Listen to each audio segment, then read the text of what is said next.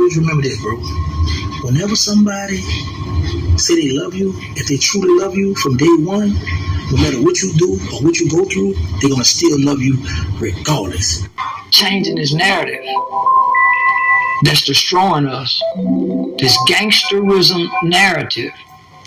There's other things that we can become, there's other things that we desire to be, but because gangsterism, that light shines so bright, it affects all of us. It used to just shine in the street lights at night. When the lights came on, you didn't see gangsters. They only hung out on the street lights. Now they're in the sunlight. A prophet is not welcome in his own hometown. That's the scriptures that I was told.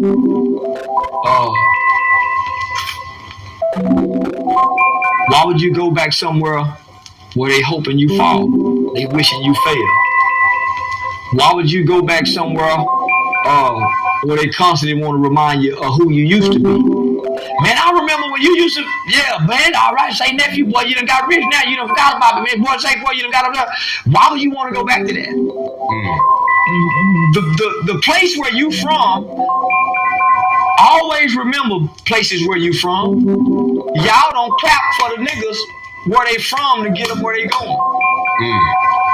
The people where you from, they don't clap for you to help you get to where you trying to go. So once you get to where you trying to go, why the fuck you need to go back there so your wings could get clipped? Them people back there feel like you owe them something and they ain't done nothing for you.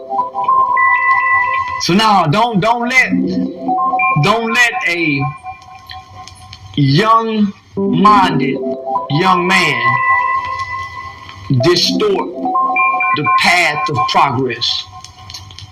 You help as you grow. You help as you cross paths.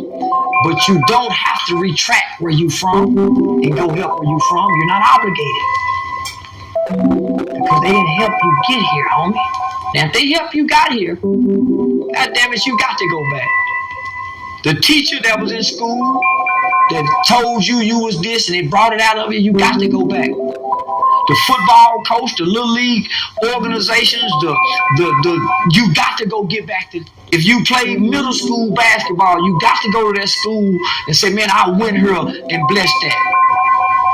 That's what you're obligated to go back along the path that you've taken. But your neighborhood, nah, most of them talked about your mama. Nah, most of them said you wasn't gonna be nothing. So why would you go back and sit at their feet? They were used as your footstools, as your stepping stones. They've already played their part, so you don't have to go back. But this is your brother who has been gone for 20 plus years. This is your brother. And all he had to do was rap on y'all dead homies who are no longer here. Like, I just don't understand. Like, it just opened in that moment when I really like reiterated on everything that was going on around this situation and looked at it all. It brought clarity to me. You know what I'm saying? Because I realized that I've been, you know, we've been brainwashed. Like, we've been brainwashed. If you look at that code of ethics, that's a code of ethics that, you know, the government, secret places, that's what they live by. They live by no secret told, you know, brothers in arms. That's their code, right? Y'all ever thought about that? Now, I'm not saying, you know, everybody get out here and have a ratting party and y'all get to ratting on each other. No, I'm not saying that whatsoever. Y'all know how I feel.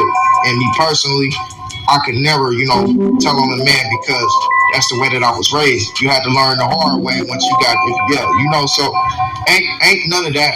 But what I'm saying is, man, we taking codes from their doctrines and the way that they rocking, and we integrating it into our everyday. You feel me? But that's besides the fact. Birdman, you're willing to slam down so harshly on your brother, who you have not been able to contact physically. I mean, I'm sure they spoke on the phone numerous amount of times from Terrance Gangster Williams on mouth. Birdman was very, very involved throughout his entire extent. Birdman was always there, always kept him fed, kept it solid like a brother was supposed to. But when your brother found a way out that hurt nobody that was living, and I'm sure that the people that are in their grave, one more time, they are not hurt by this. They are not moved in any type of way. They ain't down. They ain't wherever they at. Man, like, oh man, that man just, I can't believe dude just did this to us. I'm sure they ain't going to jail in the afterlife behind this or whatever. So, hey, all I'm saying is nobody was affected. So, for you to push your brother away and say you're not rocking with him and let him be out here living and working a regular job when you a multi-millionaire. Now, he did say Slim's still looking out and they still in contact. But for you not to lay down the red carpet for your brother and give him, a welcome home and welcome him with open arms due to your public image, because that's all it is, man. It ain't got nothing but what to do with the public image, because you see everybody on YouTube bashing this man, talking crazy, talking about how he a rat, talking about how he doing all this and all that. But the image is more important to you than your own flesh and blood. That's all I'm saying. Always remember this, bro. Whenever somebody say they love you, if they truly love you from day one, no matter what you do or what you go through,